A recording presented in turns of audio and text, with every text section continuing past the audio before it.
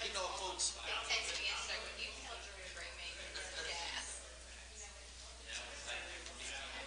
propane on a Sunday, cold in the liquor store.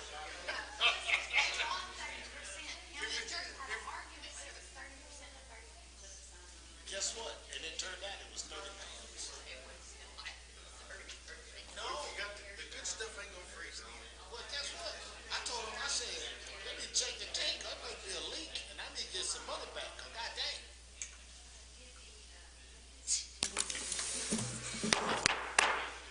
Welcome to the Glasgow City Hall for our regular council meeting. Please stand and let's pledge to our flag. I pledge allegiance to the flag of the United States of America and to the republic for which it stands, one nation, under God, indivisible, with liberty and justice for all. I will call on Councilman Barren to lead us in our invocation tonight. Let's bow our heads. Dear Lord, we come to you today as a body of government elected by the people to serve the people in a manner that you know best. We ask that you be with those that are sick, those that are suffering, and those that just simply don't know you, Lord. For those that received hardships in 2023, we ask that you show them some light in this new year. Please forgive us of our sins. It's in your name we pray. Amen. Very good. Be seated. Thank you.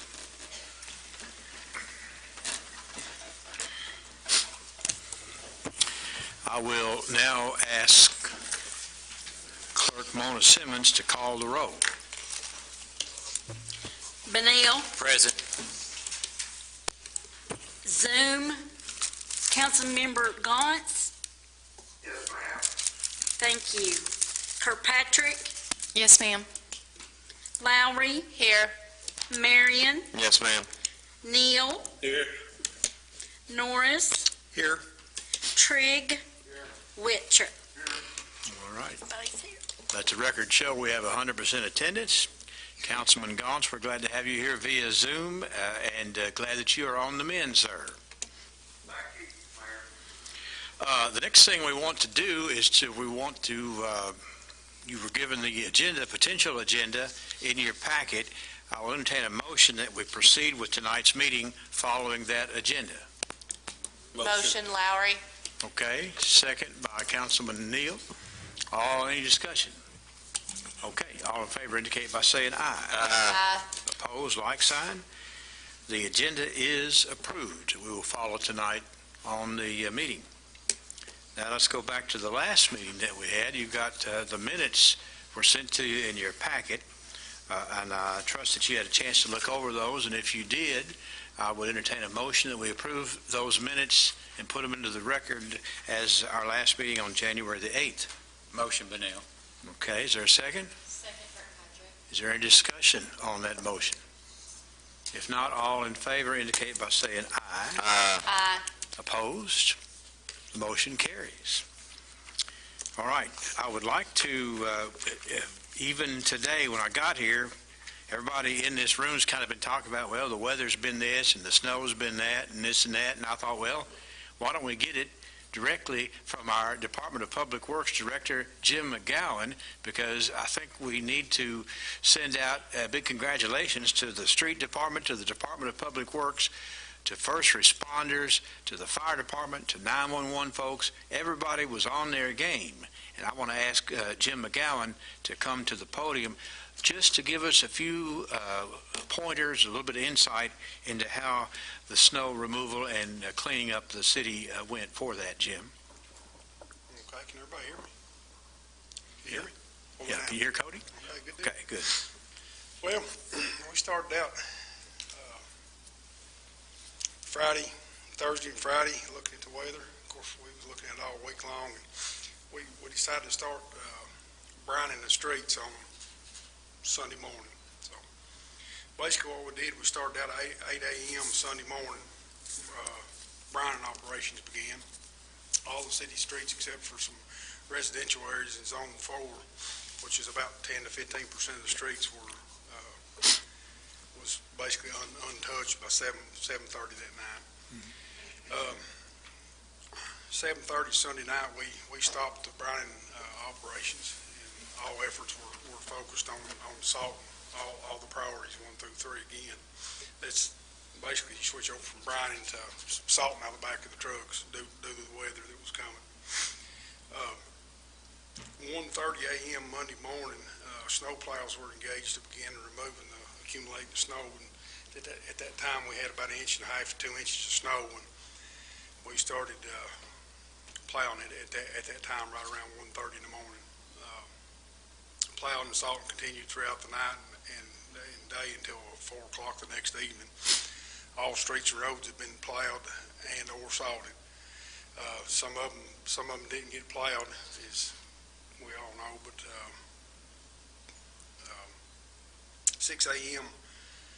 Tuesday morning, we continued salting priorities 1 through 2. That's the freezing temperatures we had.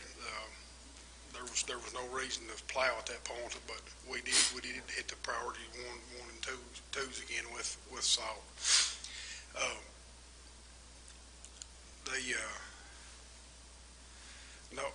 Like I said, no plowing was going on at that time.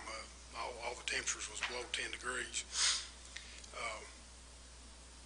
What little bit of traction that we did have, if any, was on the top layer, and we didn't want to scrape that off to make it even worse, you know. So basically, around 10:30 Tuesday morning, we began additional snow plowing efforts, along with salting all the priority zones. Temperatures started to get above 10 degrees and started to see a little bit of melting. And at that point, it was determined that hey, let's go ahead and start plowing some, you know. At that time, we had 4 trucks plowing and salting.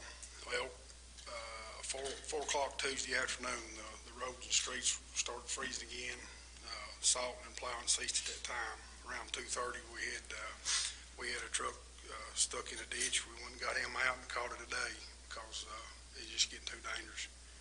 A lot of the residential streets, salt was not doing any good. Some of the main roads, if we had salt on those, and we had salt on all of them, the traffic throughout the day kept mixing the salt backwards and forwards, and it started falling out being a lot better conditions. That was on Tuesday. 7 o'clock to 3:30 Wednesday, crews continued plowing priorities 1 through 4 again, only placing salt on the steep inclines, intersections, and shaded areas throughout the city. Wednesday afternoon, efforts were focused on those streets that were still hazardous to travel, mainly residential streets at that point. DPW had several phone calls regarding those type of streets, many north-facing slopes, shaded areas. I received several phone calls from council members, and they had been contacted directly. Many less traveled streets simply needed time and temperature in order for the DPW to be able to clear the streets. The treatment, either previously brined or salted, was in place. Again, the steep slopes, shaded areas were difficult to treat due to overnight low temperature. 7 a.m. Thursday, we continued clearing residential areas. Temperatures that day got up in the upper 20s and lower 30s, which really helped out. Some areas required additional salt and multiple passes for the streets to be manageable. It seemed as if we were seeing some daylight at the end of the tunnel. Then Friday morning hit. Temperatures plummeted again. The entire Glasgow area was blanketed with additional snowfall and extremely low temperatures once again, causing hazardous travel conditions. Priorities 1 through 4 again, salting on the priority 1 and 2 streets.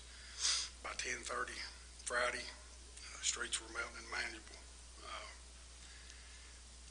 We kept our focuses on residential streets at that time. So I don't know if anybody had any questions or not, but basically what we did, what we used, this may be something that we and we used 120 ton of salt over the basically 5-day period. $116 a ton. We're looking at $13,900 worth of salt that we put on the ground. And we had 4 trucks, a loader going all the time, 5 days. Each one of them burning approximately 20 gallons a day. About $2,000 fuel bill. We're looking at around $16,000, $17,000, you know. Which, when you get to looking at, we've got around 85, 90 miles of streets in Glasgow. Just the city of Glasgow, what we take care of, it equals out to about $160 to $175 a mile. So, anybody got any questions? Do you feel like we've got ample equipment? I mean, we're talking, we had, what, Yes. 2.5 Yes, we inches? Okay, so we've got, Yes.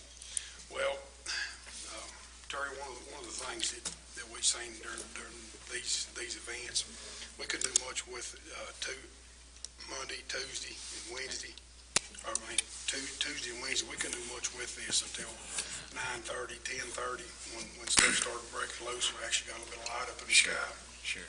And, well, we run through the streets and get our priorities 1 through 3 in line by 3:30 in the evening. I mean, it was froze back again. And at that point, when you plow more, you just make the streets even slicker and slicker. You turn it into slick ice instead of rough ice. That's what it amounts to. So from an equipment standpoint, we're in Yes. good shape. Yes, we do have plenty of Okay. equipment and plenty of guys to run. Okay, great. In the past, there's always been the potential for a shortage on salt and brine. And since most of the U.S. was involved in this weather that we had, do we have enough salt in case we have a Well, right repeat? now, we And have can we replace what we, have approximately 90 tons of salt left right now, and that was out of our 200 ton stockpile. We've got 125 ton order that'll be here toward the end of next week. So as long as we don't get 8 or 10 inches and turn zero again, we'll be good. That's right. Go ahead, I'm sorry, go ahead. When our state has declared a state of emergency, is some of that funding recouped from that? That is a question that I'm not sure about. Is that the way it works, Mayor? I'm confused. I didn't know. Well, the state of emergency, what it does is it allows us to get reimbursed for things like overtime, get reimbursed for some of our expenses that are encountered if the emergency is declared. And also, you have to have enough expenses. So you have to meet a quota, and 90% of the time, we don't have that much into it. It helps the bigger cities. It helped Eastern Kentucky because they had such a large loss during the ice storm, and you have to start, whenever we declare a state of emergency, we start collecting all of the expenses from fuel to, if we have to go buy a piece of equipment to fix something, we start collecting everybody who's working, personnel record, all of that type of stuff. And still, typically, we do not meet the quota. The brine? Okay.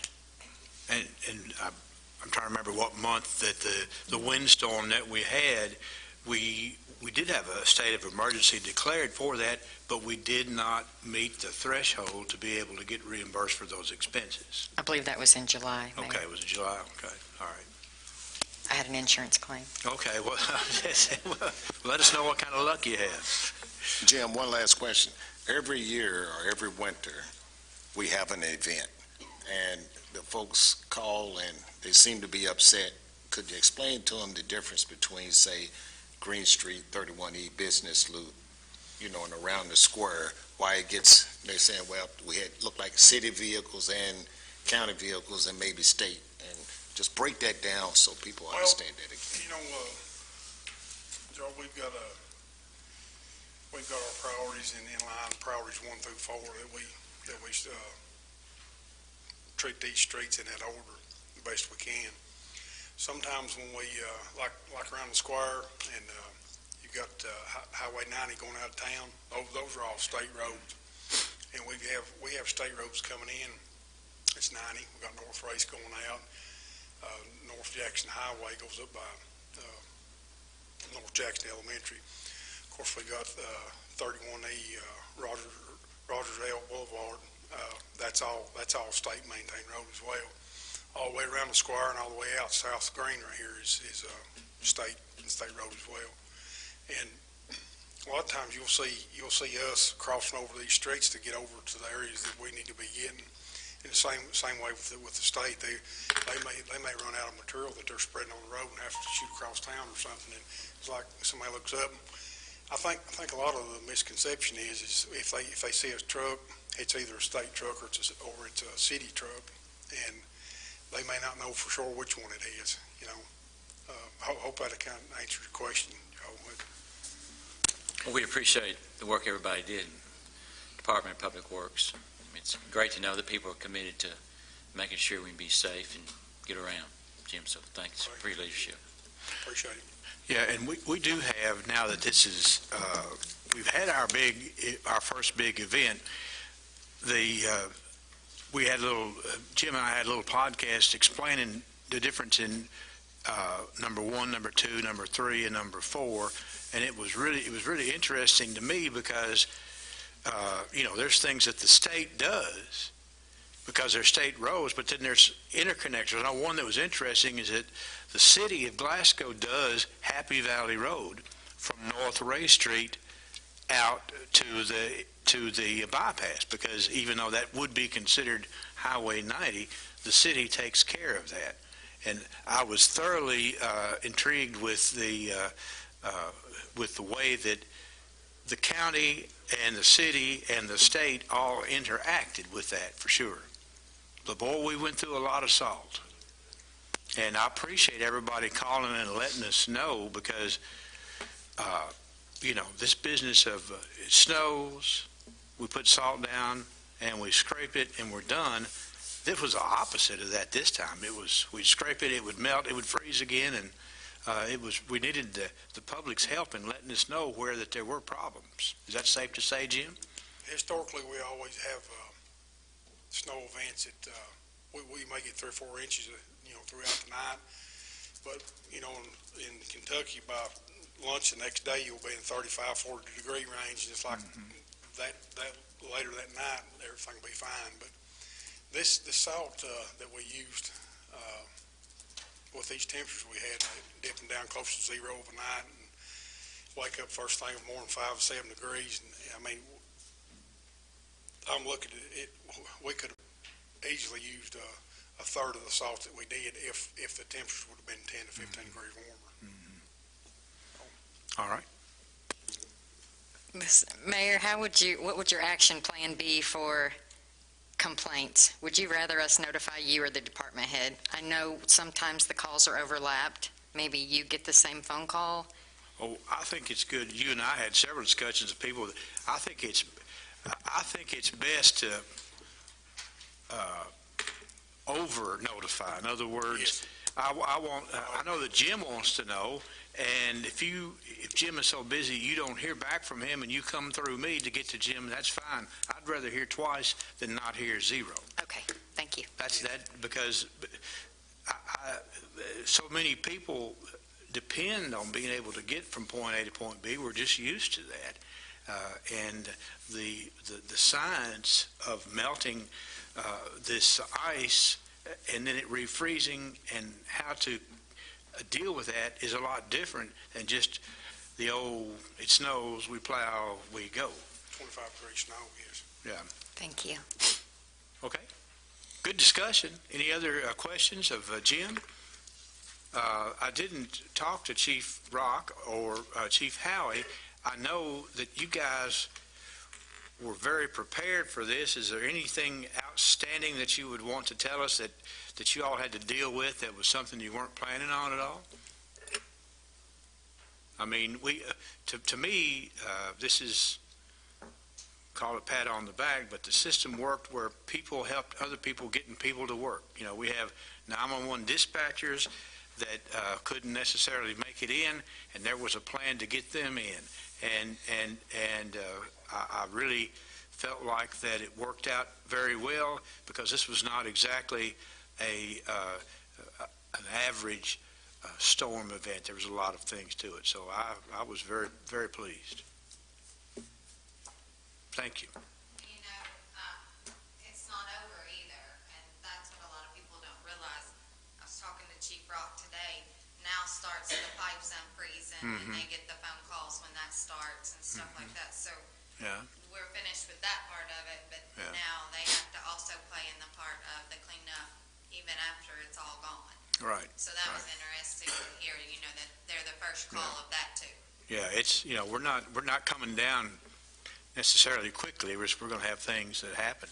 We even had, if it makes anybody feel better, we had a burst water pipe in City Hall that we had to deal with. It just those things just happen. You got to be ready to move on that. All right. Very good, Jim. Thank you. Great, thank you. All right, Rich, we have some old business to consider before the council tonight. Yes, sir. The first is a municipal order appointing Glenn Pritchard, reappointing him to the Glasgow Electric Plant Board of Directors. This is an appointment for 4 years, expiring January 31, 2028. All right, you have heard the municipal order. I will entertain a motion to approve Mr. Pritchard as being reappointed to the Electric Plant Board. Motion, Lowry. Okay, is a second by, Kirkpatrick. okay, all right, any discussion? All in favor indicate by saying aye. Aye. Opposed? Motion carries. Next item is a municipal order appointing Holly Alexander again to the Plaza Theater Advisory Board. This reappointment is for a 1-year term expiring January 31, 2025. You have heard the municipal order. Is there a motion to approve Ms. Alexander? Motion. By Councilman Neal, is there a second? Norris. Okay. Any discussion? All in favor indicate by saying aye. Aye. Opposed? The municipal order is entered. Next municipal order is a reappointment of Jessica Wells to the Plaza Theater Advisory Board for a 1-year term expiring January 31, 2025. All right. In the same order, municipal order, that Ms. Wells is reappointed to the Plaza Theater Advisory Board, I will entertain a motion. Motion, Benel. Is there a second? Second. Is there any discussion? All in favor indicate by saying aye. Aye. Opposed? Ms. Wells is reappointed.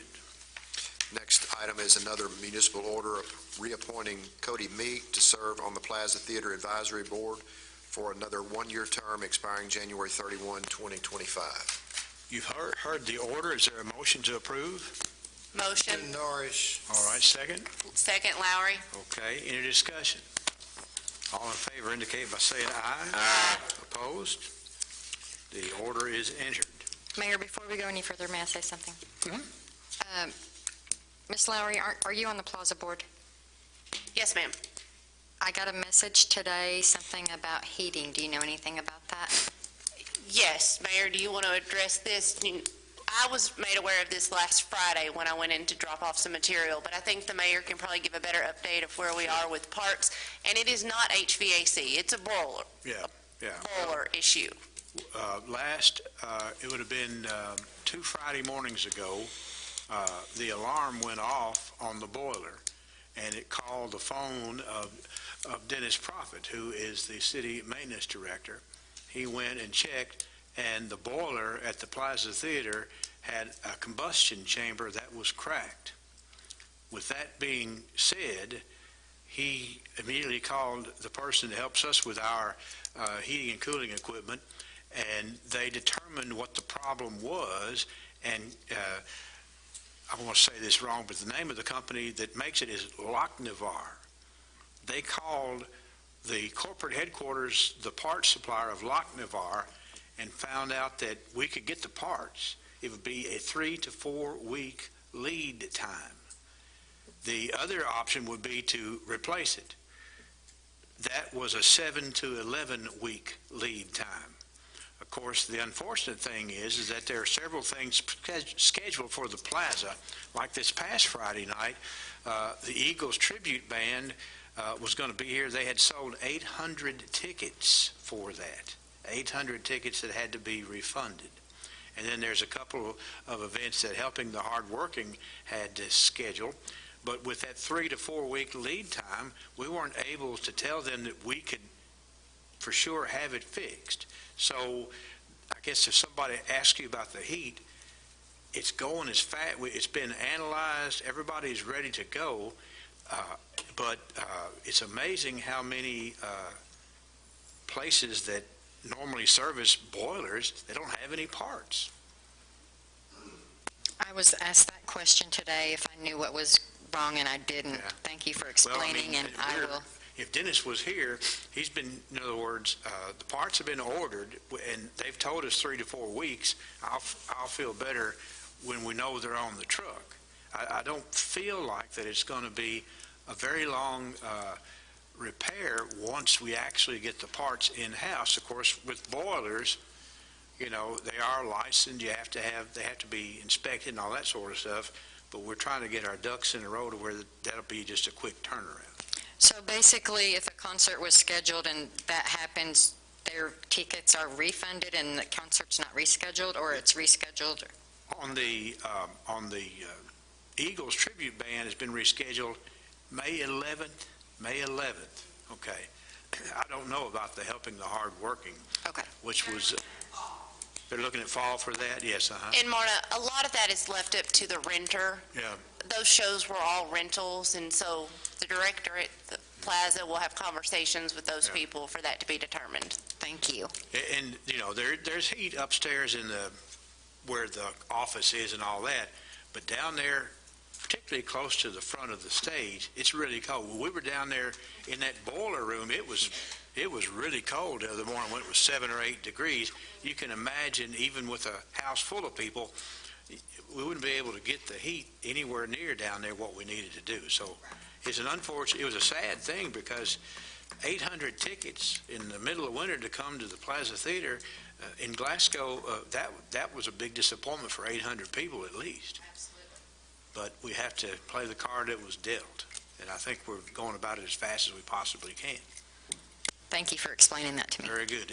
And I'm not, anybody that's smart about HVAC will blow holes through the way I explained this, but I sort of roughly told you the way that I understood it, Mark. But we hope that we hope to get all 800 of them back at when the tribute band is here and others. Okay, Rich. Next item is another municipal order. This one appoints Ernie Myers to another 2-year term of the Renaissance Steering Committee. It expires January 31, 2026. Okay. You have heard the municipal order. I'll entertain a motion to approve the reappointment of Ernie Myers. Motion, Badell. Is there a second? Okay. Any discussion? All in favor indicate by saying aye. Aye. Opposed? The order is entered. We have some new business to talk about tonight. This first item in new business is a resolution authorizing and approving the conveyance of 245 square feet from the city parking lot to MST Properties LLC. That whereas MST Properties LLC owns a building on the city square with a physical address of 100 East Public Square, PVA parcel number G130-1, and the back of the building abuts the city's parking lot located behind City Hall. Whereas MST approached the city about acquiring a small portion of the city's parking lot immediately behind the MST building so that MST could build a rear emergency fire escape and stair system for the benefit of the upstairs space that MST intends to renovate so as to be in compliance with building codes when the upstairs space is completed.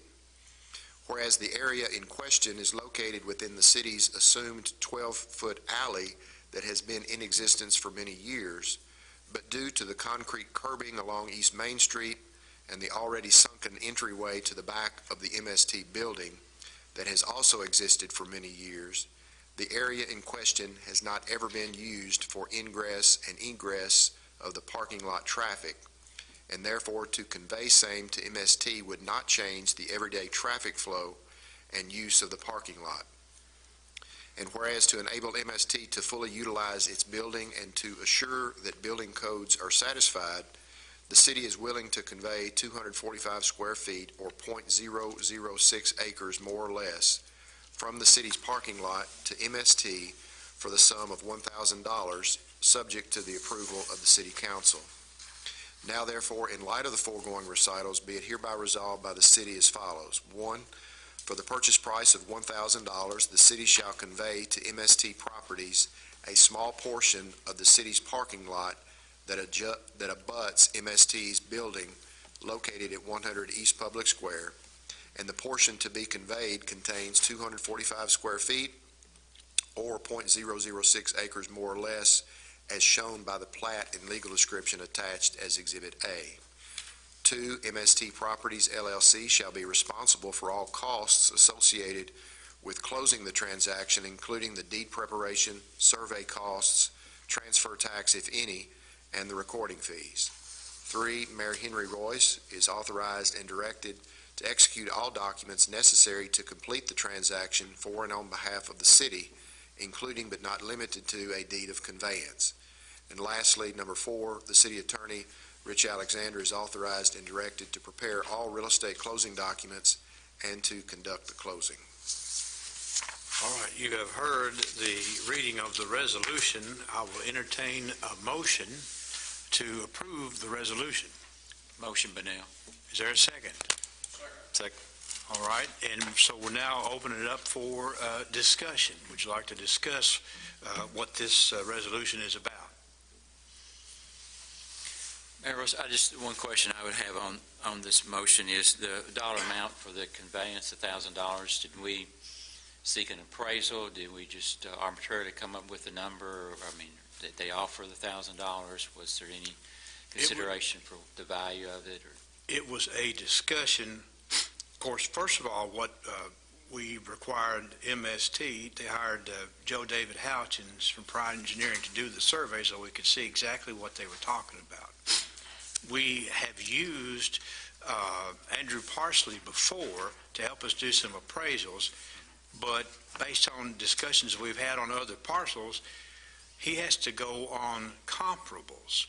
We did not think that it would be you would find any 245 square foot comparable to be able to figure it out.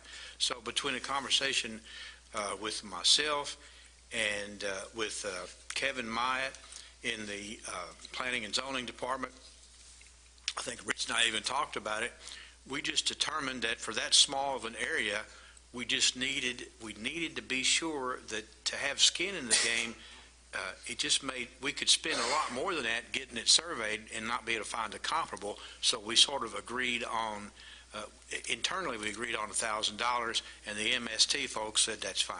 Okay. I was just asking that question so that we would have some documentation if we ever had a question come up in the future about how we determine the value of $1,000. And I felt it was important to do that because somebody else back there might want to do something. Sure. Now we actually have one comparable. Sure. We have 245 square feet for $1,000. It's the building right over there, and we did our due diligence. I asked Jim McGowan to look at, it's a steel structure or steel stairway, and he looked at it from the standpoint of ingress and egress over there. It's not going to cause any problem. I just feel like the prudent thing to do is to establish a consistent way to do this. If somebody comes along and wants to do something like that, we have now established a way to do it to where it can make sense. Sure.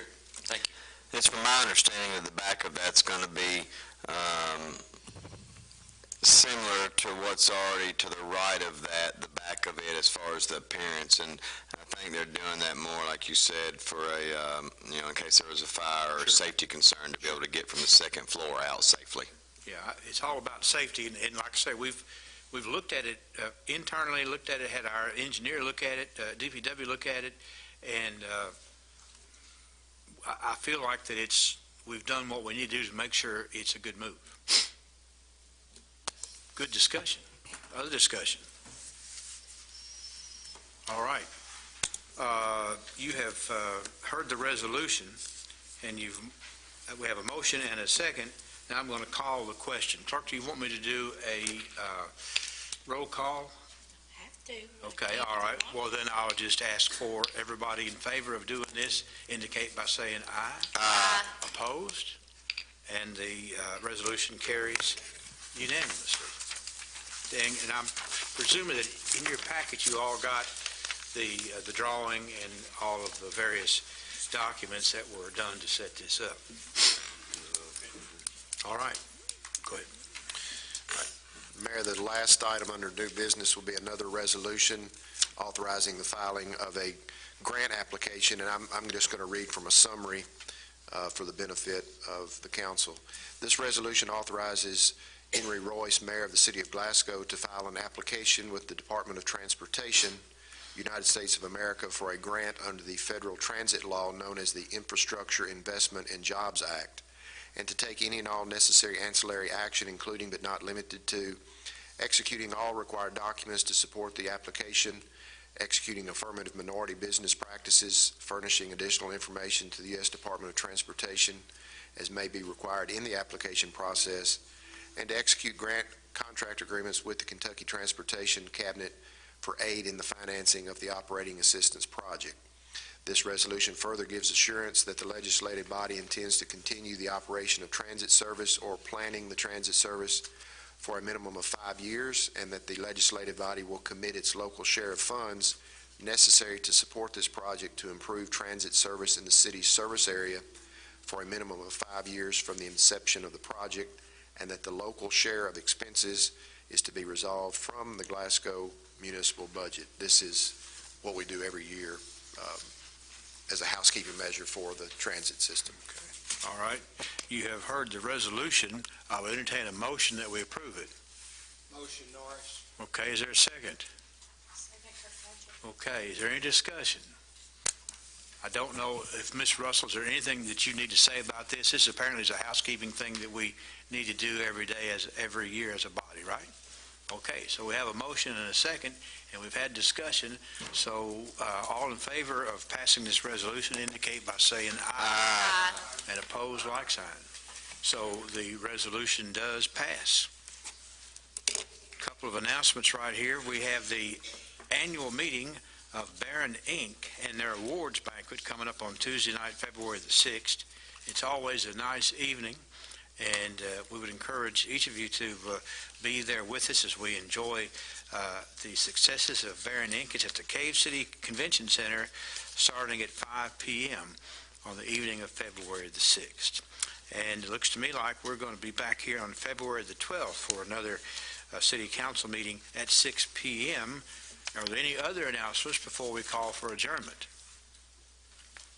All right, is there a motion to adjourn? Motion. Is there a second? Second. Okay, all in favor indicate by saying aye. Aye. Opposed? Thank you all for being here.